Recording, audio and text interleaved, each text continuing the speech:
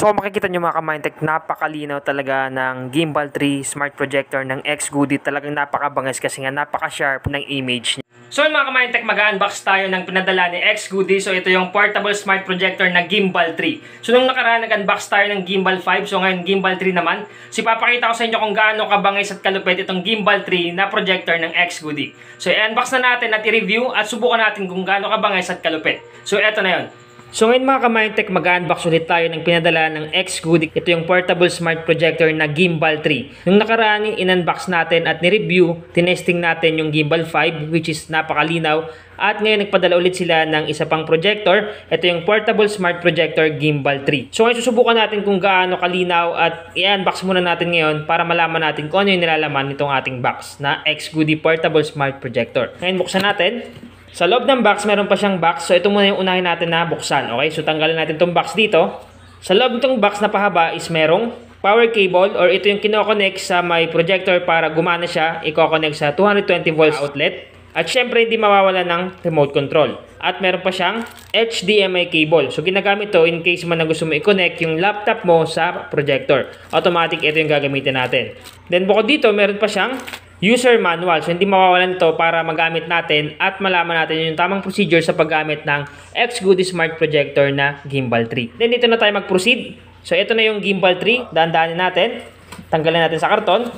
So, in the count of 3, tatanggalin natin itong plastic dito. So, 1, 2, 3. So, ito na yung Gimbal 3 na X-Goody Smart Projector. So, napakabangis niya. Napaka-sturdy ng look niya, napakatibay ng ginamit na materials, minimal lang siya, hindi siya masyadong kalakihan. Talagang portable kasi nga pwede mo dalhin kahit saan. At yung rotation pala nito is 180 degrees, okay? So pwede mo siya i-rotate pababa, so ganito. At pwede mo rin siya i-rotate ng pakabila, okay? So kung makikita nyo dito, meron siyang lens, okay? So may plastic pa yan kasi nga brand new yan. Meron siyang lens dito at dito naman makikita yung adjustment para luminaw yung pag-project sa wall ng ating smart projector. Sa likod meron siyang, syempre exhaust fan hindi mawawala para hindi mag-overheat. Then meron siya ditong port. Ito yung port ng HDMI.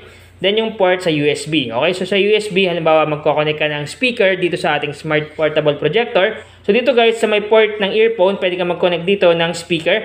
Then ilalagay mo dito sa may USB para gumana siya, okay? Then dito naman is yung power port. Dito natin ilalagay yung power cable kanina para gumana yung ating smart portable projector sa 220 volts na outlet. Then syempre hindi mawawala ng power button para ma-on natin yung smart projector. So ngayon susubukan natin kung gaano kalinaw at gaano kalupit itong ating smart portable projector na Gimbal 3. So ngayon mga ka-Mindtech, ipapakita ko sa inyo kung paano gamitin at paano paandarin itong ating Gimbal 3 na smart projector. So syempre ilalagay natin yung power cord dito sa may likod. So itong power cord dito, ilalagay natin itong power cord dito sa likod. So ilagay natin. So make sure lang guys na naka-plug yan ng mabuti. Once na maka-plug na ng mabuti, i-plug na natin sa may 220 volts na outlet. So ngayon naka-plug na at kung makikita nyo sa likod, umilaw siya ng red. Ibig sabihin guys, may power na siya.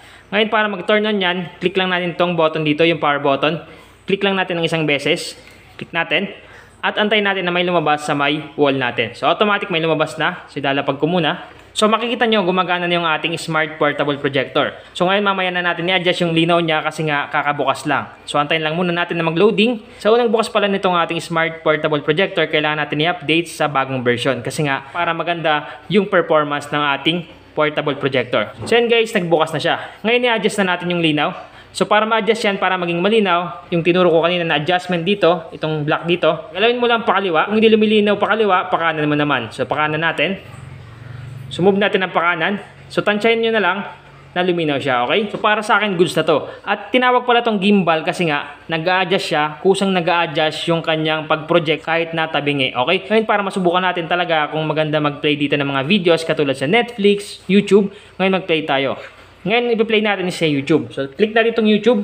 Kunin lang natin itong remote control at ilagay natin sa may YouTube. Then, wait lang natin mag-loading. Kung makita nyo guys, wall talaga yan. Hindi yan television. So, yun mga ka-Mindtech, talaga napakalinaw, napaka-sharp ng image niya kahit na may liwanag pa. Lalong-lalo na kung madilim. Talagang mas malinaw yan. Sinubukan ko pa rin dito sa may madilim na part ng kwarto para mas makita nyo kung gaano kalinaw at ka-sharp yung image ng ating Gimbal 3 Smart Portable Projector ng XGoody. So kaya siya tinawag na Gimbal 3 kasi nga once na tinutok mo sa may wall na tagilid yung edge, automatic mag-a-adjust siya. Mag-a-adapt yung ating Gimbal 3 na projector para mas malinaw yung mapaproject niya sa ating wall. So napakabangis talaga nitong product nila. Napakasarap manood pag ganito yung projector mo sa loob ng kwarto mo. So para ka nang may instant sinihan sa loob ng bahay mo. So sa gusto mag-order nito guys, ilalagay ko yung link, yung shop link nila sa baba ng description box. Doon na lang kayo mag-order ng Gimbal 3 Smart Portable Projector ng XGoody. Yung price pala nito is nagre-range ng 2,800. So depende pa rin yon kung meron silang sale or minsan naman naka-flash deal sila. So kayo na bahala pumunta sa kanilang shop at mag-order na kayo. So sana nakatulong tong vlog ko ngayon. Once again na Mindtech PH, thank you and God bless all. Sa mga hindi pa naka-follow sa ating bagong Facebook page, paki-follow na lang yung Facebook page natin na Mindtech. Take note lang Mindtech lang yung nakalagay, walang PH or official. Paki-follow na lang para lagi kayong updated sa mga bagong post natin sa YouTube at sa ating bagong Facebook page.